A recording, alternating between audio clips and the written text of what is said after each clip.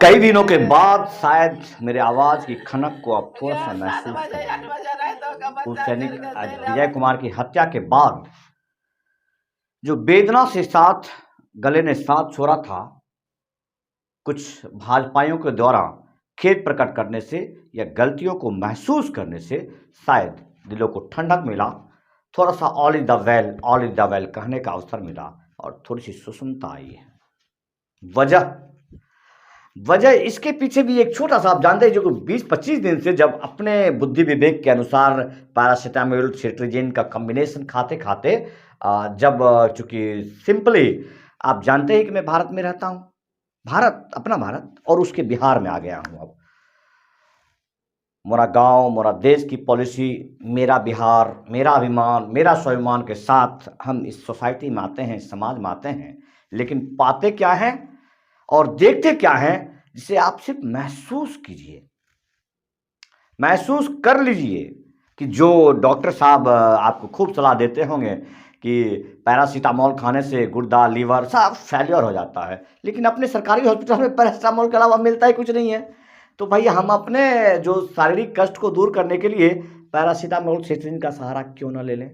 और इसके लिए झोला छाप डॉक्टरों को, 2 कौड़ी के झोला छाप डॉक्टरों को हम क्यों जाके 500 रुपया दें, जिनकी यूजलेस है, टोटल यूजलेस, किसी काम के नहीं होते हैं वो। उनको करना चाहिए ओपीडी, परामर्श चलाना चाहिए। चिकित्सा का मूल मंत्र, मूल आधार परामर्श ही होता है। जो वास्तविक चिकित्सक हैं, जो हमारे वैद्य जी थे, वो परामर्श और जड़ी बूटियों के माध्यम से ही इलाज किया करते थे, और वो सटीक इलाज होता था, जिसमें कोई साइड इफेक्ट नहीं होता था। आपका भला हो ना हो, नुकसान तो कतई नहीं होता था। लेकिन जो हमारा एलोपैथ है, उसमें जो अंग्रेजी दवाइयां हैं, उसमें आपको फायदा हो ना हो, लेकिन साइड इफेक्ट तो होगा ही होगा, नुकसान तो होगा ही होगा, बस मजबूरी है। इसलिए आपको बता रहे हैं कि जिसे 20-25 दिन से मैं झेल रहा था, उसको चुटकी बजा के हमारे आयुर्वेदिक के डॉक्टर ने फिनिश कर दिया। नाक में 2 बूंद डाले और पूरा खुल गया। देखिए मुफ्त में ही दिए, जिसे आप बीएमएस कहते हैं। बीएमएस का मतलब आपको लगता है अरे यार ये तो ऐसे ही है, क्योंकि जो हमारी ये जो बीएमएस है ना, जो आयुर्वेदिक पद्धति है, और जो ये है, ये बहुत पुरानी पद्धति है। इसमें आप जाएंगे तो आप गुम हो जाएंगे, और इनके डॉक्टरों ने जो किया है और करने अब भी लगेंगे, लेकिन वास्तविक ज्ञान के साथ। हम मानते हैं, हम बिल्कुल मानते हैं कि bachelor of Ayurvedic medicine and surgery का जो उसके अंदर जो फुल फॉर्म बनता है, जिसके माध्यम से आप फिजिशियन एंड सर्जन लिख लेते हैं, लेकिन फिजिशियन एंड सर्जन का मतलब क्या होता है साहब? पाइल्स एंड फेस्टुला का भी सर्जरी है और कार्डियो का भी सर्जरी है। तो जो चीज ने सर्जरी लिखा वो सब सर्जरी कर देगा? हद बात नहीं कीजिए। मैं मुद्दे पर लाता हूं आपको, मुद्दे पर कुछ हल्का फल्का वीडियो दिखा रहा हूं आपको। इस घटना को छोड़ना अति आवश्यक नहीं है, काहे कि जो अत्याचार है ना, जो अत्याचारी लोग हैं, जो अपने उम्र का धासा दे करके, अपने जमाने की डिग्रियों का धासा दे करके जिसे खूंटी में टांग देना चाहिए, वो दिखा करके आपसे तगमा मानते हैं, उसके मुंह पर मारिए लपाट। उम्र की सीमा नहीं देखी है उसकी, क्योंकि उससे जान चली जाती है लोगों की, उससे लोगों की जान चली जाती है। यदि किसी ने 70 में 80 में बीएमएस की डिग्री लिया है और वो अब तक पैरासीटामोल ही लिख रहा है, तो बीएमएस की डिग्री में पैरासीटामोल कहां था भाई? उसने तो ऐसे दवाइयां देना चाहिए ना। देखिए छोटा सा दवाई है, नस करके है, नस पंचांग गिर्द, और ये 2 बूंद नाक में डालने के बाद सारी जो जो हमारे क्लोज नाक थे वो सब के सब खुल गए। तो ऐसे दवाइयां बांचना चाहिए ना कि बलिया के 200 स्क्वायर फीट के चलते हॉस्पिटल जाकर ऑपरेशन कर दीजिए, किसी की जान चले जाए, उसके बाद बकैती करने देंगे हम? बकैती आपको? संवैधानिक नियमों को आप नहीं जानते, हम लोग तो जानते हैं, क्योंकि साधारण नागरिक हैं। साधारण नागरिकों को बहुत कुछ का जानना बहुत जरूरी है। एक वकील साहब से आज मिलाया आपको मैंने, और वकील साहब के आधार पर हम कह देते हैं कि आप उस बिहार में हैं जिस बिहार के स्वास्थ्य मंत्री आपके उप मुख्यमंत्री हैं। वो उप मुख्यमंत्री हैं तेजस्वी यादव, जिनका नाम है, और रात के 12 बजे वो पीएमसीएच में पहुंच जाते हैं। क्या इसलिए पीएमसीएच में पहुंच जाते हैं ताकि रात के 12 बजे आप किसी बलिया के हॉस्पिटल से लाश को डिस्पोजल करने चल दीजिए? ये कहां का तरीका है? क्या संवैधानिक रूल है कि नहीं है? जब वो संज्ञेय अपराध है, जब ये समाज में आ गया कि यहां अप्राकृतिक मृत्यु हुआ है, तो प्रशासन कहा खामोश था। काहे जी डीएसपी साहब, बलिया के डीएसपी साहब, कैसे आपका फोन बंद था? लाइव रिकॉर्ड में सुना कि कोई कह रहा है कि फोन बंद था। एसपी साहब काहे फोन काट दिए, डीआई साहब काहे फोन काट दिए? मतलब सब आपके नाक के नीचे चलता है और आपके संज्ञान में चलता है। आखिर इसकी पुष्टि कैसे हो? आप किस आधार पर कहते हैं कि आप काहे बोले, आप काहे दिखाए? क्या आपको दिखाने और बोलने के लिए हम आपसे परमिशन लेंगे? वो अनुच्छेद 19 काहे खातिर है? संविधान का 100 से पन्ना हमारे लिए काहे दिया? ये बात आपको समझ में आनी चाहिए कि नहीं आनी चाहिए? डॉक्टर हूं मैं, मुझे क्या पता पेशेंट कहां गया? मरने के बाद फॉरवर्ड करके आप बोलेंगे मुझे क्या पता? कैसे पता नहीं? आपको एक एक पता होगा। आपको यह भी पता है कि कितना रुपया देने में पोस्टमार्टम के बना मैं लाश को डिस्पोजल करवा सकता हूं। आपको यह सब पता है। इन सब बातों को बोलने से पहले सोचना चाहिए। छोड़िए, छठ का सीजन है, एक मुद्दे पर हम लोग कभी कभी पढ़ना नहीं चाहते हैं, लेकिन जो वास्तविक मुद्दा है, जो पकड़ में आ जाता है कभी कभी, उस नब्ज, उन अत्याचारियों का नब्ज पकड़ में आ जाता है, जो ये भोली भाली गूंगी लाचार जनता का हनन कर रहा है, हत्या कर रहा है, तब बोलना पड़ता है, मजबूर होकर बोलना पड़ता है। जब उनको मंजूर, आपको मंजूर, तो मुझे क्या लेना देना भाई? जब राजी तो फिर क्या, हमें क्या लेना है? आप मरने के लिए तैयार है, वो मारने के लिए तैयार है, लेकिन यहां एक सवाल उठता है। माना कि आप जहर के कारोबारी हैं, लेकिन आपके घर में जब बच्चे रहेंगे तो क्या जहर को आप खुले रखेंगे? क्या आपके बच्चे खाने से नहीं मरेंगे? इसी प्रकार भोली भाली जनता है, ये बच्चे की तरह है। आप अपने कारोबार में इनकी जान ले लेंगे तो हम ना बोले, खामोश रहे? और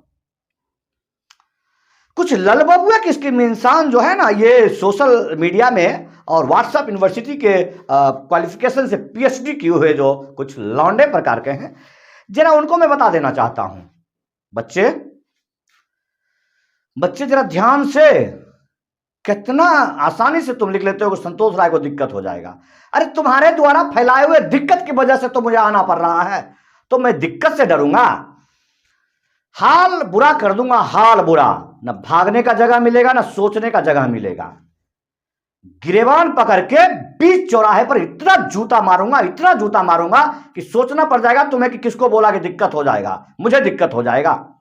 तुम साला उसका रिश्तेदार होके, तुम हरामजादा सिर्फ और सिर्फ इसलिए समर्थन कर रहा है कि वो कारोबारी तुम्हारा कोई रिश्तेदार होगा, चाचा होगा, फूफा होगा, जीजा होगा, लेकिन वो मौत का कारोबार कर रहा है। तो उस मौत के कारोबार में तुम भी हो सकता है, तुम्हें भी रिश्तेदारी के नाम पर तुम्हारा भी पेट पार करके हो सकता है मौत की नींद सुला दे। उस दिन तुमको पता चलेगा। इतनी हैकरी इस व्हाट्सएप यूनिवर्सिटी के लौंडे को कि कहते हैं ये बहुत पढ़े लिखे हैं। तुम्हारी पढ़ाई लिखाई मैं अच्छी तरह से जानता हूं, और तुम्हारी वो हैकरी भी जानता हूं। ये जो आते हैं ना राजनीतिक के लौंडे, जो आते हैं, कोई काला तगमा पहन के लौंडिया आती है और कोई सफेद पोस्ट कर करके लौंडे आते हैं, उनके पीछे भर के तुम नेतागिरी का छाप रखते हो। ऐसे नेता को ना मैं खीसे में रखता हूं, खीसे में, गाना सुना ना, ऐसे रखते हूं मैं खीसे में डाल के। Mind your language, change your behaviour, बहुत पहले बताया हूं मैं। और ये झोला छाप डॉक्टर जो है ना, ये इस हॉस्पिटल का मैनेजमेंटर है, हत्यारा, जिसने खून किया है, खून। जहां पर संपूर्ण रूप से मेजर ऑपरेशन के लिए व्यवस्था ना हो, ऐसे जगह पर किसी का पेट फाड़ा जाए, वो हत्या है। और ये हत्या करने में संपूर्ण रूप से जिम्मेदार ये एसपी सुमन जैसे लोग हैं। ये बुढ़े की शकल देखिए, इसने खुद आकर के अपनी शकल दे दिया। ये हत्यारा है। इसमें दोषी हमारा कानून है, हमारा प्रशासन है कि आपके ऊपर संज्ञान नहीं लेता है, क्योंकि यहां सब चलता भाई। जिसका मरा उसको न्याय चाहिए नहीं, लेकिन तू ये कभी नहीं कहना कि जिसको मरा उसका न्याय नहीं चाहिए। हम सोसाइटी के हिस्सा हैं, यदि मुझे बुरा लगेगा, संपूर्ण रूप से कर्तव्य बनता है कि इसके ऊपर संज्ञान लूं, आवेदन दे दूं। लेकिन तुम सब एक ही जैसे हो, गंदी नाली के कीड़े। तो इसलिए मैं तुम्हें छोड़ देता हूं, इग्नोर करता हूं, लेकिन तुम्हारी गलतियों को खामोशियों से जितना दिखाता हूं, चुप करके देखो, घर में दुबक के रहो। यदि हत्यारे हो, हत्या का पेशा करते हो तो करते रहो, जो बर्दाश्त करते हैं उनके लिए। लेकिन मुझे जहां आवाज लगाएंगे मैं तो बोलूंगा।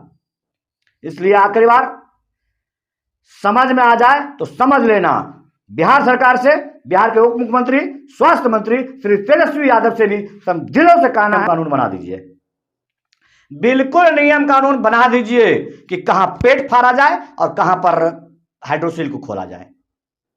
या फिर कहां पे पीछे वाला नस को काटा जाए। जगह निर्धारित कर दीजिए, अपने जनता को बता दीजिए। बेवजह बेवजह अपना फरवा के जान दे रहे हैं, और पैसा वगैरह कोई कम नहीं लगता है, बता देते हैं आपको। आप सही पद्धति से जाएंगे तो बच्चेदानी के ऑपरेशन में मुझे नहीं लगता है कि यदि सरकारी हॉस्पिटल के माध्यम से सदर हॉस्पिटल में आप सर्जरी करा लेते हैं तो 5-6 हज़ार रुपये से ज्यादा खर्चा आएगा। हो सकता है सदर हॉस्पिटल वाले बाहर से दवाई मंगवा दे या कुछ कुछ एक्सेसरीज मंगवा दे, लेकिन इससे ज्यादा खर्चा नहीं आएगा। थोड़ा सा इंतजार ना करके बलिया के ऐसे हॉस्पिटल में आप ऑपरेशन करके क्यों अपनी जान देते हैं। 4 बच्चों को छोड़कर रुचि कुमारी आज चली गई, उसके घर परिवार, उन बच्चों के बारे तो कम से कम सोचिए। यदि मोह माया आपके अंदर नहीं है, इंसानियत नहीं है, तो कम से कम नियम कानून को सोच लीजिए। बात को दबाना सीखिए, क्योंकि आप दबे हुए नागरिक हैं, मरे हुए नागरिक हैं, तो दब कर रहिए, दब कर। हमसे जुबान लड़ाने की कोशिश मत कीजिए। निकलिए सीधा सीधा, निकलते रहिए और रास्ता पकड़ते रहिए, नहीं तो बहुत मारेंगे टूटे वाले जूते से, उस जूते से जिसको मेरे पिताजी ने पहनकर शादी किया था, एम्बेसडर वाला जूता से। इतना मारेंगे कि बिल्कुल कई पुश्तों तक गंजा पैदा होने लगेगा। ठीक है ना? इसलिए बदतमीजी नहीं, संवैधानिक रूप से बात करेंगे, लीगली बात करेंगे। यदि लीगली नहीं मालूम है तो खामोश रहेंगे, चुप, बिल्कुल मुंह पर उंगली रख के। ठीक है ना? किस गाड़ी से वो ले गया उससे हमको क्या मतलब है? डॉक्टर को कोई किसी गाड़ी से मतलब नहीं रहता है। वो किस गाड़ी से ले जा रहा था, कहाँ ले जा रहा था, कैसे ले जा रहा था, वो तो उसकी बात है, जिम्मेवारी। जब हम रेफर कर दिए तो जहाँ भी ले जाए, पैदल ले जाए, माथा पर ले जाए, गाड़ी पर ले जाए। मेरे पास एम्बुलेंस नहीं है, इसलिए मैंने उसमें गाड़ी अपना लाया, अपना ले गया।